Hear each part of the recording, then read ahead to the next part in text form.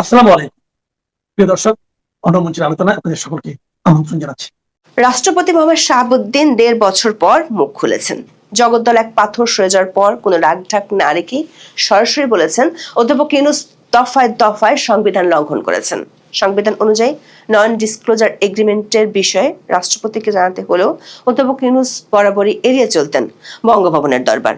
রাষ্ট্রপতি শুনিয়েছেন কিভাবে তাকে ছুঁড়ে ফেলার জন্য অধ্যাপক ইউনূসের মিত্রদের সাজানো নাটক মঞ্চস্থ হয়েছিল। সেটি ব্যর্থ হওয়ার পর উপদেষ্টারা কিভাবে চেষ্টা করেছিলেন তাকে সরাতে বসাতে চেয়েছিলেন সাবেক প্রধান বিচারপতিকে।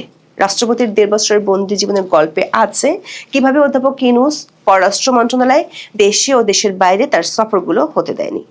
দেশের বাইরে থেকে রাষ্ট্রপতির নামে আসা নিমন্ত্রণ পত্রগুলো কিভাবে মিথ্যা তথ্য দিয়ে বাতিল করা হতো। বাঁশের চেয়ে কঞ্চি যেমন বড় হয়, তেমনি অধ্যাপক ইউনূসের প্রেস উইং ক্ষমতা দেখাতে ছাড়েনি সাংবিধানিকভাবে সর্বোচ্চ ব্যক্তিটির উপর। রাষ্ট্রপতির ভাষায় ডক্টর ইউনূসের প্রেস উইং তাকে প্রতিবন্ধী বানিয়ে রেখেছিল, কেড়ে নিয়েছিল প্রেস টিমের সুবিধা। গত শুক্রবার রাতে বঙ্গভবনে রাষ্ট্রপতির কার্যালয়ে দৈনিক কালের কণ্ঠকে দেয়া সাক্ষাৎকারে এসব কথা বলেছেন বাংলাদেশের রাষ্ট্রপতি মোহাম্মদ শাহাবুদ্দিন। দর্শক, রাষ্ট্রপতি মোহাম্মদ শাহাবুদ্দিন কালের কণ্ঠকে যেসব কথা বলেছেন 2024 সালের 20 সেপ্টেম্বর থেকে বেশ কয়েকটি ভিডিওতে এসব তথ্য তুলে ধরেছিলাম আমাদের কন্টেন্টে। যেমন 2024 সালের 20 সেপ্টেম্বরের ভিডিওতে আমরাই প্রথম বলেছিলাম রাষ্ট্রপতি পদত্যাগ করতে পারবেন না। 2025 সালের 15 মেতে প্রচারিত ভিডিওতে দেখিয়েছিলাম কিভাবে রাষ্ট্রপতি বঙ্গভবনের 4 দেয়ালে বন্দী ছিলেন, কিভাবে বাতিল করা হয়েছিল প্রেস উইং সহ তার সুবিধাগুলো। বিস্তারিত জানতে চলুন যাওয়া যাক বিশ্লেষণে।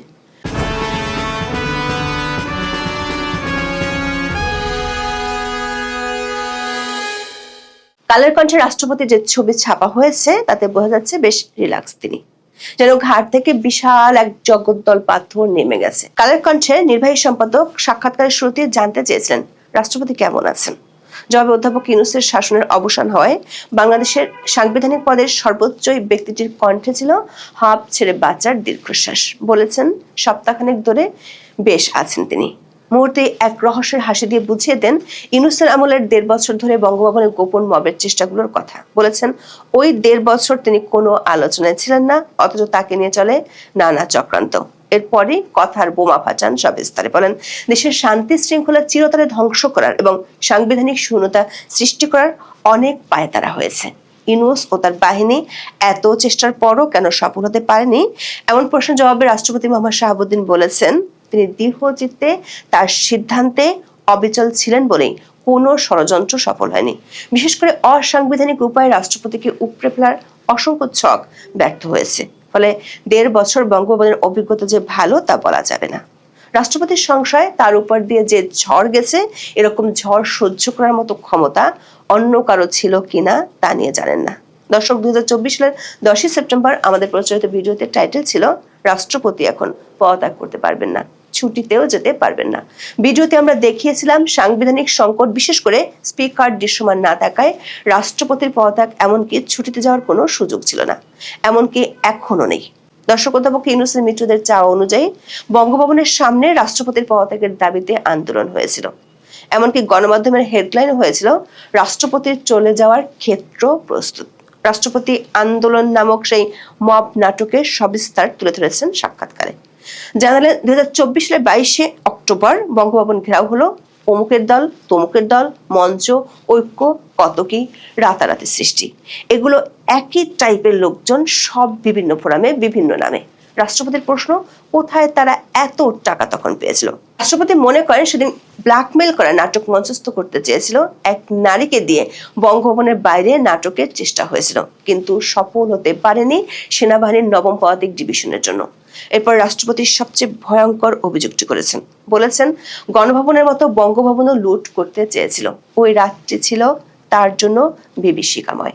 তবে সে কঠিন সময় তিনি বিএনপি শীর্ষ নেতৃত্বকে পাশে পেয়েছিলেন বলে দাবি করেন।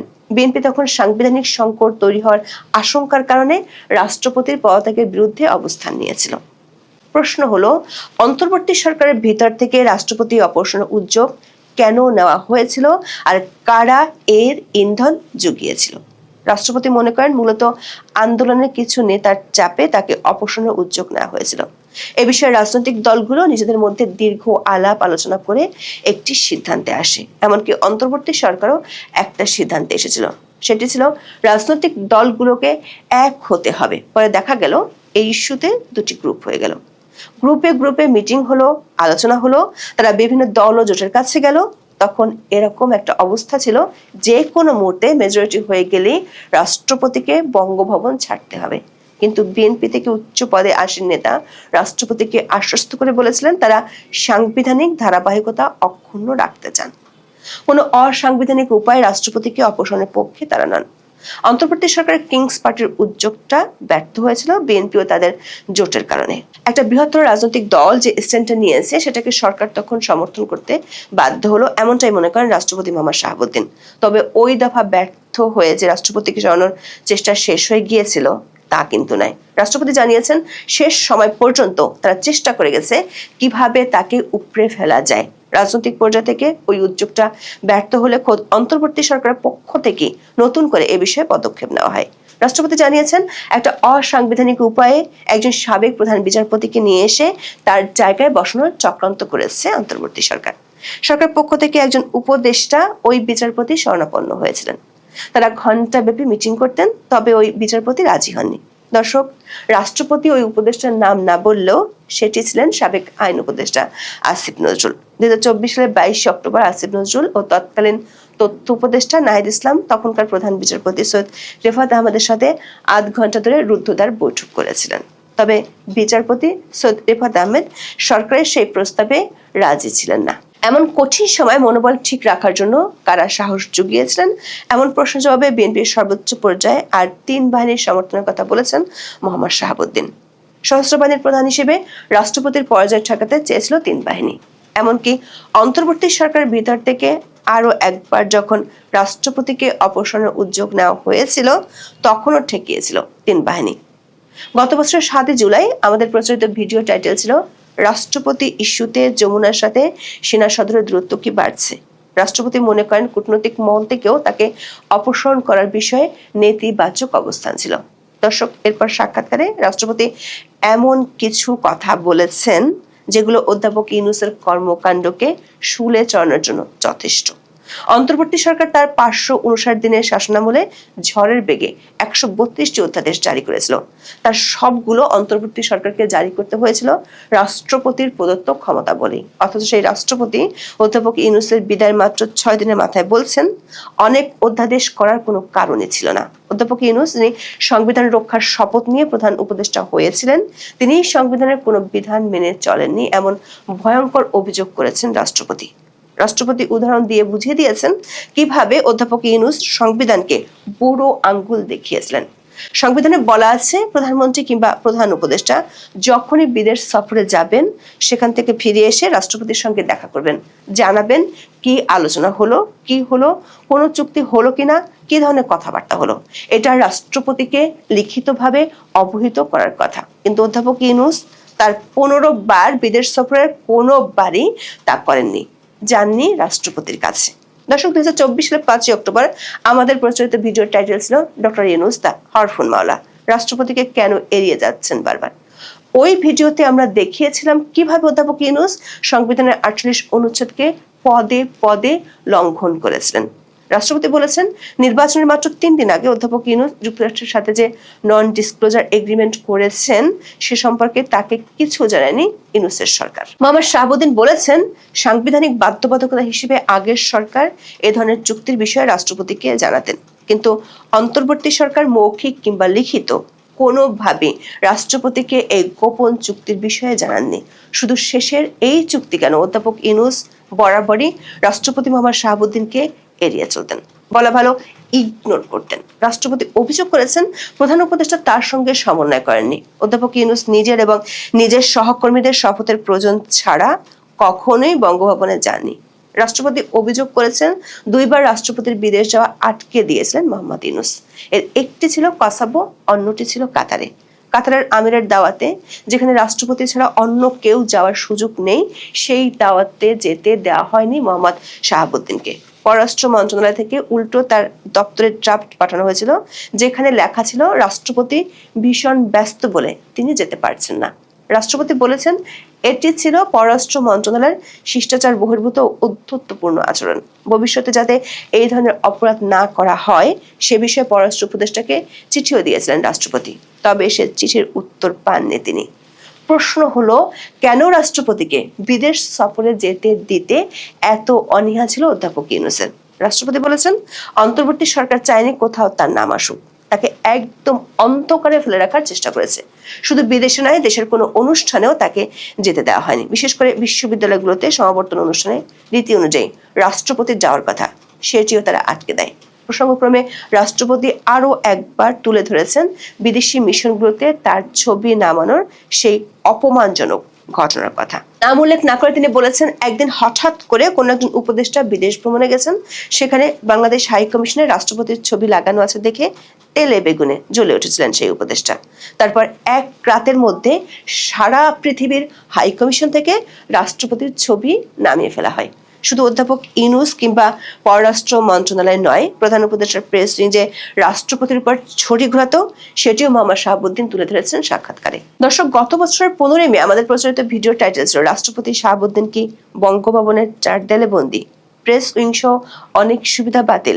সেই ভিডিওতে আমরা যে তথ্যগুলো দিয়েছিলাম তাই উঠে এসেছে কালের কণ্ঠের সাক্ষাৎকারে। ঢাকা রিপোর্টার্স ইউনিটির নতুন নির্বাচিত কমিটিকে রাষ্ট্রপতি নিজে চিঠি দিয়ে তার সাথে দেখা করার আমন্ত্রণ জানিয়েছিলেন, কিন্তু তাতে চটে যায় অধ্যাপক ইউনূসের চেয়ে বেশি ক্ষমতাধর হয়ে থাকা প্রেস উইং। রাষ্ট্রপতির প্রেস উইং এর 3 সদস্যকে তৎক্ষণাৎ প্রত্যাহার করে নেওয়া হয়। রাষ্ট্রপতি বলেছেন তার দপ্তর থেকে একটি প্রেস লিস্ট দেওয়ার কোনো ব্যবস্থা রাখেনি। তার ভাষায় দেশের সর্বোচ্চ মর্যাদা সম্পন্ন ব্যক্তিকে এভাবে প্রতিবন্ধী করে দিয়েছিল অধ্যাপক ইউনূসের প্রেস উইং। তিনি রাষ্ট্রপতি হয়ে নিজে ক্যাবিনেট সেক্রেটারি, প্রিন্সিপাল সেক্রেটারি ও সংস্থাপন সচিবকে বারবার ফোন করেছেন, কিন্তু ইউনূসের 1.5 বছরের শাসনামলে গৃহবন্দী রাষ্ট্রপতির ফোনকে কেউ পাত্তাই দেয়নি। কেন এমনটা করেছিল প্রেস উইং? রাষ্ট্রপতি মনে করেন রাষ্ট্রপতির কথা দেশের মানুষ জানুক, সেটা তারা চাননি। যেমন রাষ্ট্রীয় দিবসগুলোতে সরকারি টাকায় রাষ্ট্রপতির আদেশের বলে ক্রয়পত্র বের করলেও সেগুলোতে থাকতো না রাষ্ট্রপতির বাণী। দর্শক, কালের কণ্ঠের সাক্ষাৎকারে রাষ্ট্রপতি মোহাম্মদ শাহাবুদ্দিন অনেক কথা বলেছেন, তবে তিনি বলেননি কিংবা তাকে প্রশ্ন করা হয়নি কেন ও কিভাবে অধ্যাপক ইউনূসের তৎকালীন বিশেষ সহকারী ও পরে তথ্য উপদেষ্টা মাহফুজ আলম বঙ্গভবনে বঙ্গবন্ধুর ছবি নামিয়েছিলেন। খুব শিগগিরই নিয়ে তথ্য হাজির করব আপনাদের সামনে। আবার রাষ্ট্রপতি কিছুদিন আগে বার্তা সংস্থা রয়টার্সকে বলেছিলেন নির্বাচিত সরকার আসলে তিনি পদত্যাগ করে চলে যেতে চান। সে বিষয়টি নিয়ে কালের কণ্ঠের সাক্ষাৎকারে কিছু বলেননি। খুব শিগগিরই এই বিষয়টি নিয়েও তথ্য নিয়ে হাজির করব আপনাদের সামনে। এখন এ পর্যন্ত সবাই ভালো থাকুন, সুস্থ থাকুন, নিরাপদে থাকুন। দেখা হবে আগামী পর্বে। বাংলাদেশের ত্রয়োদশ জাতীয় সংসদ নির্বাচনে ভোটের ফলাফল নিয়ে চলছে নানামুখী বিশ্লেষণ। এই নির্বাচনে বিএনপি 2/3 আসনে জয়লাভ করে এক বিশাল ম্যান্ডেট পেলেও অনেকে মনে করছেন জামাত ইসলামের বড় উত্থান হয়েছে। বিশেষ করে সীমান্তবর্তী এলাকাগুলোতে জামাতের জয় জয়কার এবং দলটির ঢাকায় বেশ কিছু আসন পাওয়া নিয়ে আলোচনা হচ্ছে। অন্যদিকে সরকারি কিংস পার্টি এনসিপির শোচনীয় পরাজয় নিয়েও আলোচনা হচ্ছে। প্রশ্ন হলো, আওয়ামী লীগকে বাইরে রেখে যে ভোট হয়েছে সেটিতে আসলে জামাতের কতটুকু উত্থান হয়েছে?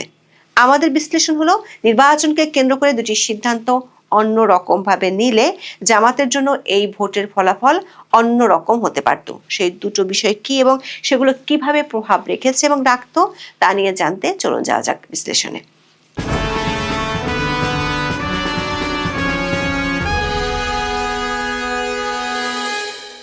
ত্রয়োদশ জাতীয় সংসদ নির্বাচনে বিএনপি এককভাবে আসন পেয়েছে 209টি আর জোটবদ্ধভাবে 212টি। অন্যদিকে জামাত পেয়েছে 68টি এবং জোট পেয়েছে 77টি। বিএনপি ভোট পেয়েছে প্রায় 4.25 কোটি। এই সংখ্যা প্রদত্ত ভোটের 49.97%। শতকরা হিসেবে ধানের শীষের পরেই রয়েছে জামাত ইসলামী নির্বাচনী প্রতীক দাঁড়িপাল্লার। দলটি এবার 2.25 কোটির বেশি ভোট পেয়েছে, যা মোট ভোটের 31.76%। প্রতিষ্ঠার পর থেকে এটি জামাতের সবচেয়ে বড় সাফল্য। 1991 সালে তত্ত্বাবধায়ক সরকারের অধীনে প্রথম নিরপেক্ষ নির্বাচনে জামাত ইসলামী 12.13% ভোট পেয়ে 18টি আসন জিতেছিল, কিন্তু এরপর থেকে দলটির আসন ও ভোট দুটোই কমতে থাকে। 2008 সালে দলটির ফলাফল ছিল সবচেয়ে খারাপ, মাত্র 4.7% ভোট পেয়ে তারা 2টি আসনে জয়ী হয়। মজার ব্যাপার হলো এবারের সাফল্য বিএনপির জন্য প্রতিষ্ঠার পর থেকে সবচেয়ে বড় বিজয়। 1979 সালের নির্বাচনে দলটি 260টি আসনে জিতেছিল। 1991 সালের নির্বাচনে দলটি 140টি আসন পেয়েছিল। 2001 সালের নির্বাচনে এককভাবে 193টি এবং জোটগতভাবে 216টি আসন পেয়েছিল। এবারে নির্বাচনে নিরঙ্কুশ সংখ্যাগরিষ্ঠতা এবং সবচেয়ে বেশি আসন নিয়ে বিএনপি সরকার গঠন করতে যাচ্ছে।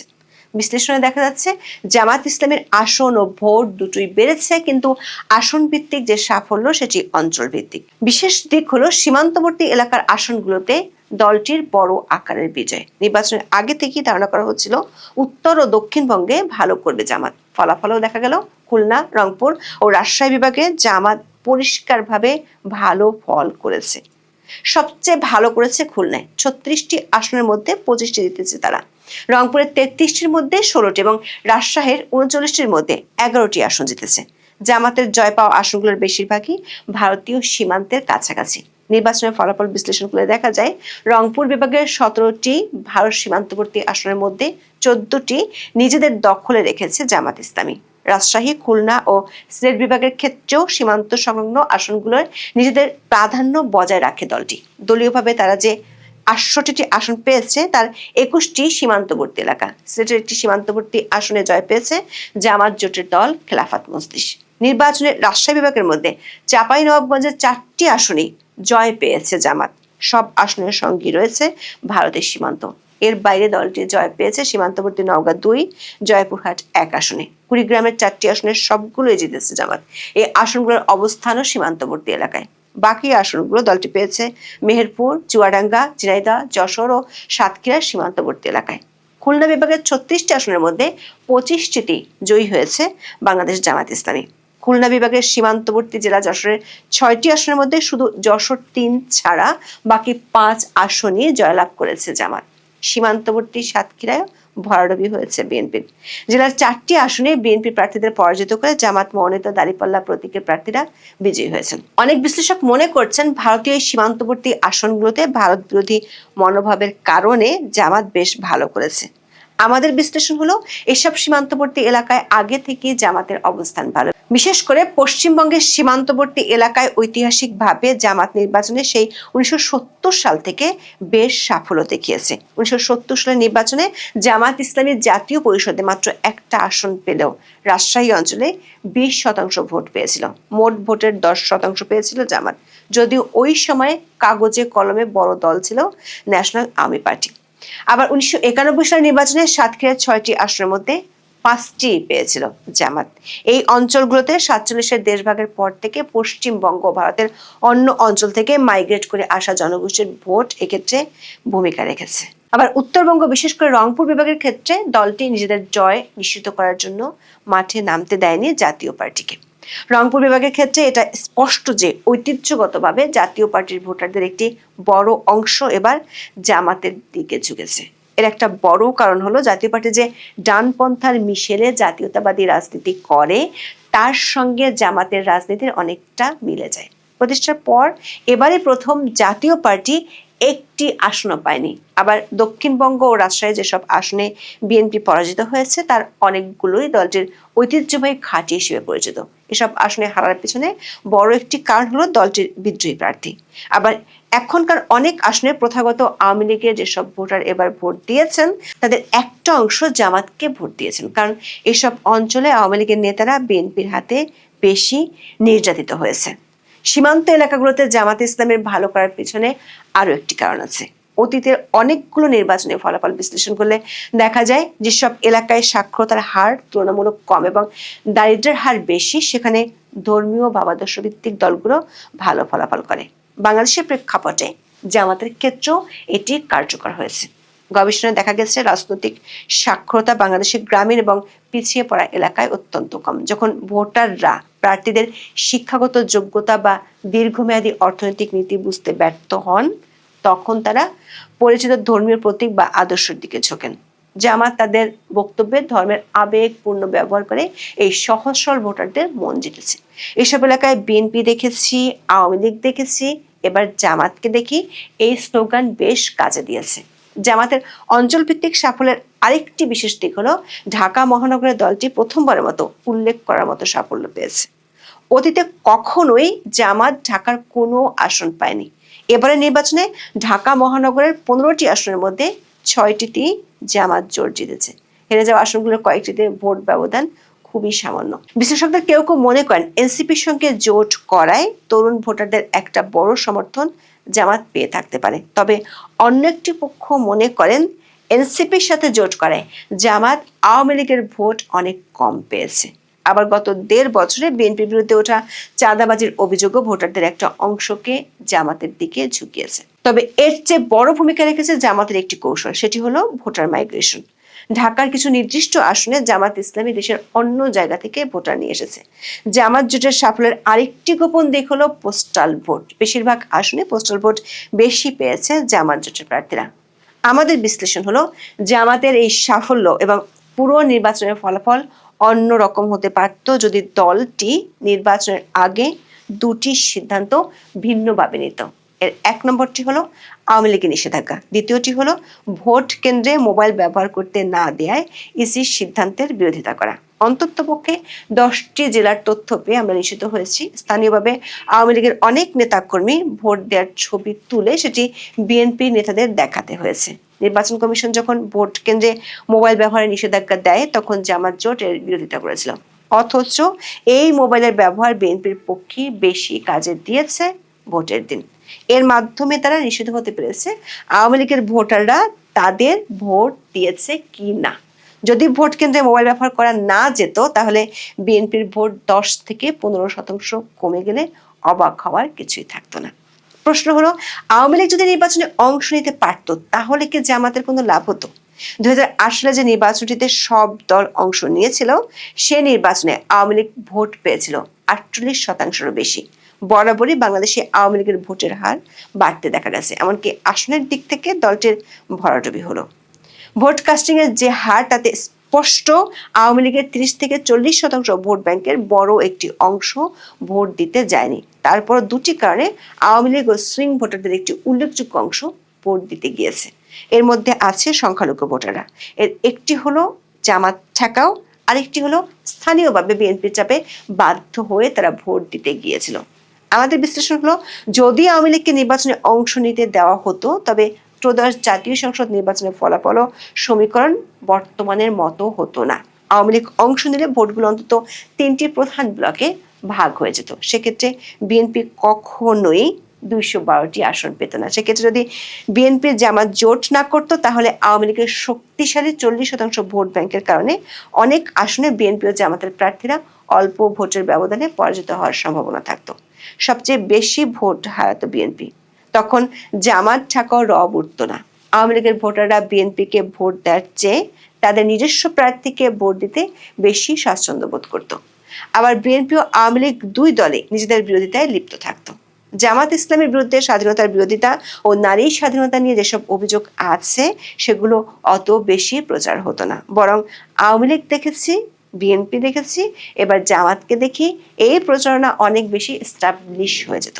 এমনকি তখন জামাত যদি ইসলামী ভোট এক বাক্সে দেওয়ার নীতি নিয়ে ছুটতো তাহলে অন্য রকম ফল পেয়ে যেতে পারত। তবে সেটি হলে সরকারি কিংস পার্টি এনসিপির আরো বড়ডুবি হতো।